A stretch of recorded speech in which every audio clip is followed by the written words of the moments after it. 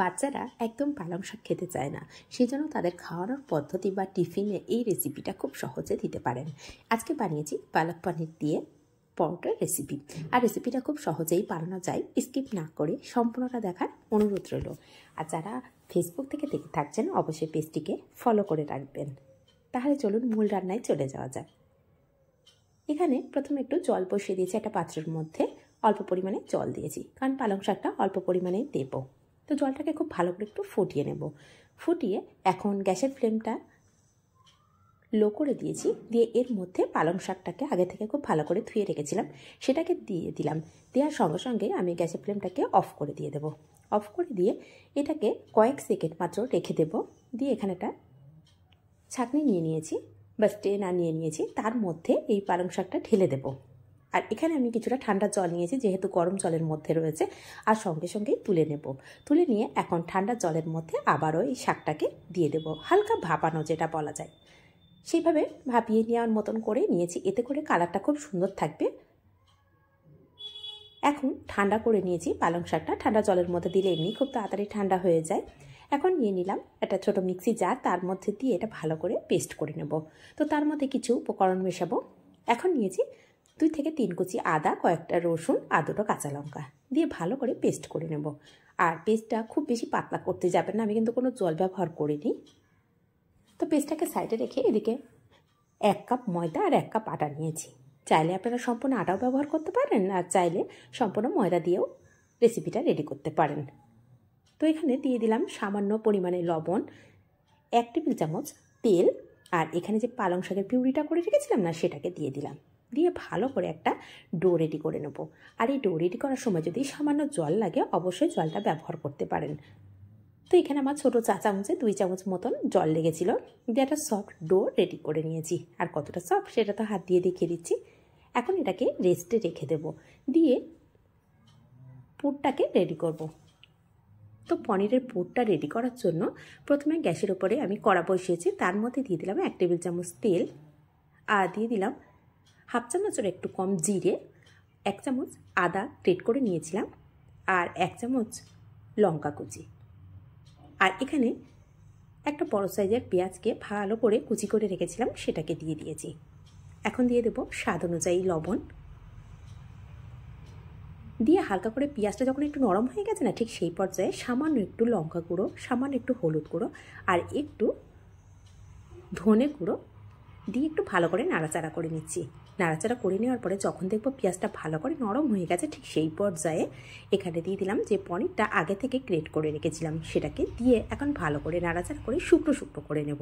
আর শুকনো শুকনো করে নিলে কী হবে, পরোটার যখন পুরটা দিয়ে দেবো পরোটার মধ্যে, তখন পরোটাটা খুব সুন্দরভাবে বেলা যায়। সেই জন্য চেষ্টা করি একটু শুকনো শুকনো করে ভাজা করে নেওয়ার জন্য। তো হয়ে গেছে, সেটাকে সাইড করে রেখে দিলাম পুরটাকে।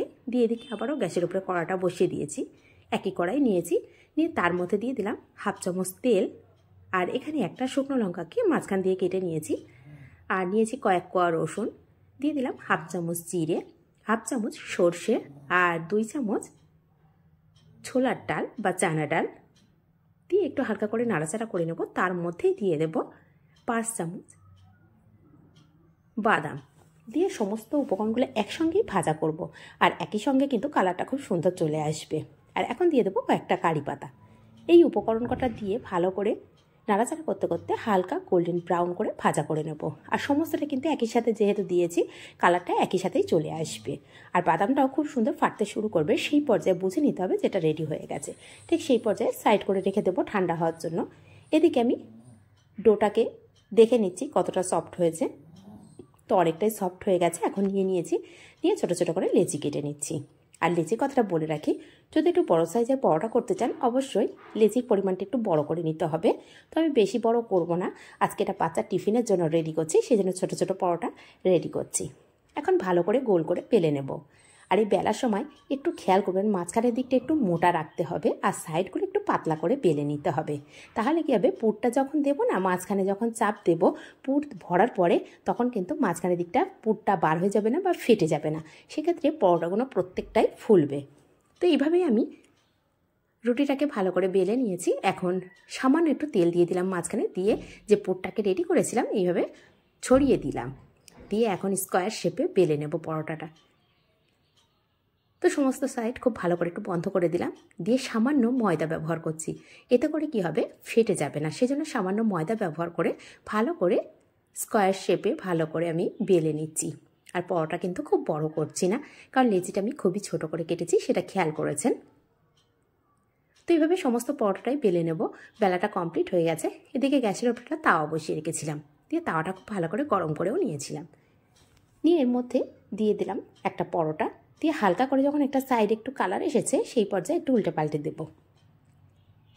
উল্টে পাল্টে আর একটা সাইডও হালকা যখন কালার হয়ে যাবে একটু দেখে নিতে হবে, সেই পর্যায়ে আমি এখানে 1 চামচ তেল দিয়ে দিলাম। আর তেল দেওয়ার সাথে সাথে দেখুন কত সুন্দরভাবে ফুলে যাচ্ছে। তাহলে তো বুঝতে পারছেন যে পরোটাগুলো কত সুন্দর হতে পারে। আর বাচ্চারা পালং শাক খেতে চায় না একদম, সেই জন্য এইভাবে যদি বানিয়ে বাচ্চাদেরকেও খাওয়ানো যায় বা নিজেরাও খেতে পছন্দ করব, খুবই টেস্টি হয় রেসিপিটা। একবার হলেও বাড়িতে এইভাবে বানিয়ে দেখতে পারেন। আর বাচ্চাদের টিফিনে এইভাবে অবশ্যই ট্রাই করতে পারেন। এতে করে বাচ্চাদের পালকটাও খাওয়া হবে, পনিরটাও খাওয়া হবে। তো এইভাবে সম্পূর্ণ রুটিগুলো আমি রেডি করে নিয়েছি। সাইড করে রেখে এদিকে যে বাদামগুলো ভাজা করে রেখেছিলাম না, সেটাকে একটা মিক্সি জারের মধ্যে নিয়ে নিচ্ছি। নিয়ে ঢাকনাটা দিয়ে একটু পাউডার করে নেব। তো পাউডারটা হয়ে গেছে। এখন এর মধ্যে কিছু উপকরণ মেশাবো। এটা করব বাদামের চাটনি, আর এটা খেতে ভীষণ ভালো লাগে এই পালক পনিরের পরোটার সঙ্গে। দিয়ে দিলাম সামান্য লবণ, আর দিয়ে দেবো লেবু। এখানে হাতের কাছে যদি তেঁতুল থাকে সেক্ষেত্রে অবশ্যই তেঁতুল ব্যবহার করতে পারেন, তো আমি এখানে লেবু ব্যবহার করেছি। আর দিয়ে দিলাম 1/2 কাপ জল।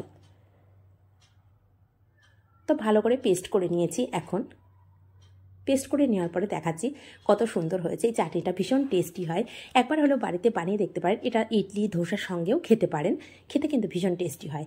এখন সার্ভ করে দেখানোর পালা, প্রত্যেকটা জিনিস একসঙ্গে, যে কতটা সুন্দর হয়েছে। আর বিশ্বাস করুন, বাচ্চাদের টিফিনে দিলে এক নিমেষেই শেষ করে দেবে। আর এই সহজ রেসিপিগুলো কেমন লাগছে কমেন্ট করতে কিন্তু একদমই ভুলবেন না। আর যদি একটু হলেও আপনাদের ভালো লেগে থাকে তাহলে নিজেদের মানুষের কাছে শেয়ার করে রাখবেন। এতে করে সহজ রেসিপি সহজভাবে তারাও বানাতে পারবে, আর সহজভাবে বাচ্চাদের টিফিনে বা নিজেদের নাস্তায় এই রেসিপিটা রেডি করে নিতে পারবে। আর দেখুন পুরটা সম্পূর্ণ কত সুন্দরভাবে প্রত্যেক জায়গায় ছড়িয়ে গেছে। এই জন্য একটু শুকনো শুকনো করে পুরটাকে রেডি করতে বলেছি। এতে করে খুব ভালোভাবে প্রত্যেক জায়গায় পরোটার কোণে কোণে একদম কোনায় কোনায় চলে যাবে। তাহলে রেসিপিটা কেমন লাগলো কমেন্ট করতে কিন্তু একদম ভুলবেন না। ধন্যবাদ।